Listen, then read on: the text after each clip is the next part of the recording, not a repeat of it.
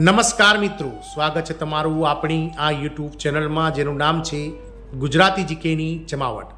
તો ભારત સરકારના સરકારી પ્રાઇવેટ તમામ જે ઔદ્યોગિક ક્ષેત્રે વગેરે કામ કરનાર જે કામદારો છે તેમના માટે મિત્રો ભારતના શ્રમ સંહિતા નિયમોમાં ફેરફાર કરવાની જાહેરાત ગતરોજ કેન્દ્ર સરકાર દ્વારા કરવામાં આવી છે। કામદારોના અધિકારો રક્ષણ અને સમાવેશ કરતા તરફ એક ચિહ્નરૂપ પહેલ કેન્દ્ર સરકાર દ્વારા અમલમાં મૂકવામાં આવી છે। તો આજના વિડીયોમાં વિગતવાર ચર્ચા કરીશું કે ભારતીય શ્રમ સંહિતામાં થયેલા ફેરફારો કયા કયા છે અને એનાથી કામદારોના અધિકારો રક્ષણ અને જે કામદારોના વિવિધ પ્રશ્નો છે તેને લઈ અને મિત્રો કઈ જાતનું રક્ષણ મળશે તેને લઈ અને વિડીયોમાં વિગતવાર ચર્ચા કરીએ।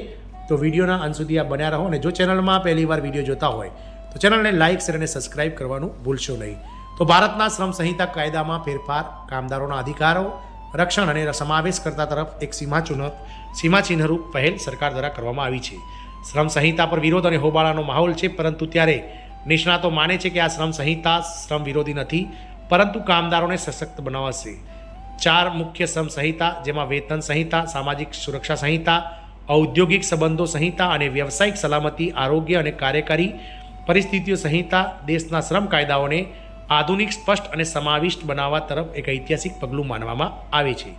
જૂના કાયદાઓનું આધુનિકરણ અને સ્પષ્ટતા, આ કોડ્સ દેશના અગાઉના 44 કેન્દ્રીય અને 100થી વધુ રાજ્ય શ્રમ કાયદાઓની જટિલતાને સરળ અને વ્યવહારુ બનાવવા માટે રજૂ કરવામાં આવ્યા છે। બીજા રાષ્ટ્રીય શ્રમ આયોગ 2002ની ભલામણોને આધારે શ્રમ કાયદાઓને 5 જૂથોમાં વિભાજિત કરવામાં આવ્યા છે। આનાથી માત્ર પાલન સરળ બન્યું નથી પરંતુ કામદારોના અધિકારો પણ વધુ સ્પષ્ટ થયા છે।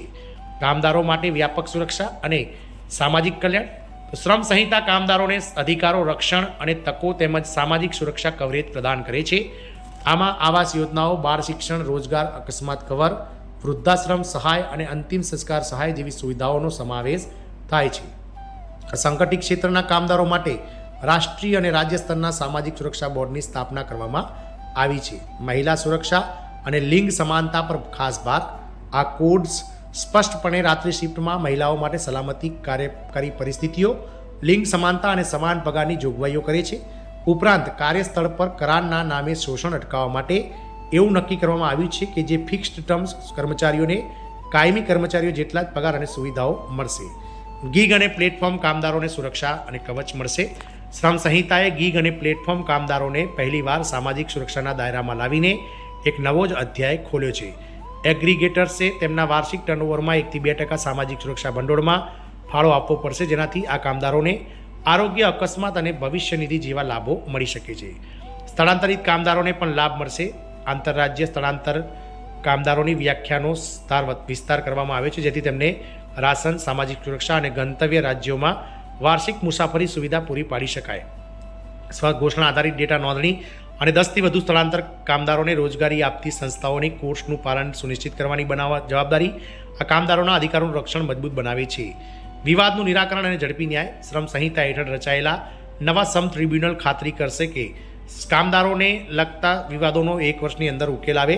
ન્યાયમાં વિલંબથી વર્ષો જૂની સમસ્યાને દૂર કરીને વ્યાજબી નિરાકરણ તરફ આ એક મોટો સુધારો છે।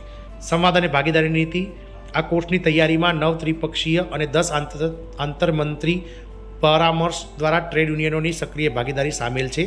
સંસદીય સ્થાયી સમિતિની 233 ભલામણોમાંથી 74% સ્વીકારવામાં આવી હતી, જે સમાવેશી નીતિ અને સંતુલિત કાયદા નિર્માણ પ્રત્યે સરકારની પ્રતિબદ્ધતા દર્શાવે છે। આમ ભારતીય શ્રમ સંહિતામાં થયેલા ફેરફારો એ કામદારોના અધિકારો, રક્ષણ અને સમાવેશ કરતા તરફ એક સીમાચિહ્નરૂપ પહેલ છે। જય હિન્દ, અસ્તુ।